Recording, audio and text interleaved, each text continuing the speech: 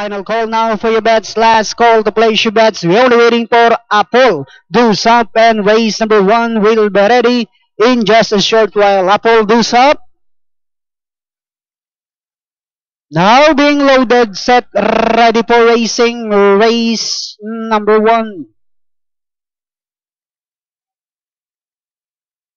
Racing just is started. We have Gorgeous Chelsea. Break quick, let us start sharp as ever. Dream of Mine, Classic Play. The next online is Proud Papa. In between horses, Mayday, Cats, Regal, Apple, Deuce Up. All too well is down on the inside. Then next online is Apple. So endearing El Mundo. Then followed now by number 9, and this one is Naga, while Real Talk is the early trailer by about 20 lengths of the leader. Racing down the backstretch. We have Short as ever says, why we follow deep, we can take the lead in the early part of the race, enjoying a length and a half lead. And in second is Classic Play, moving up on the outside. Now is Mayday. Down on the inside is Dream of Mine, Cats, Regal, so enduring. Rushing up on the outside is Apple, Deuce Up, Proud Papa, El Mundo. Then comes Gorgeous Chelsea. Apo comes next. Then next online, All Too Well. Naga second last, while Real Talk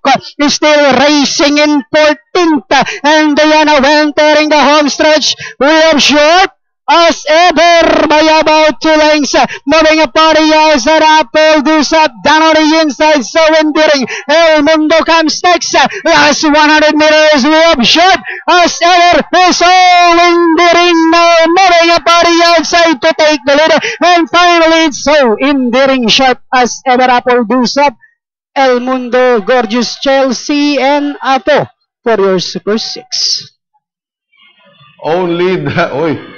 Aha. Alyamado rin. Alyamado rin. Inabot niya yung Dehadon 3 eh. Dehadon na kasi yung Bumanderan 3 all the way. And in the last 50 meters, dito na lumabag itong eventual unofficial winner natin. So endearing.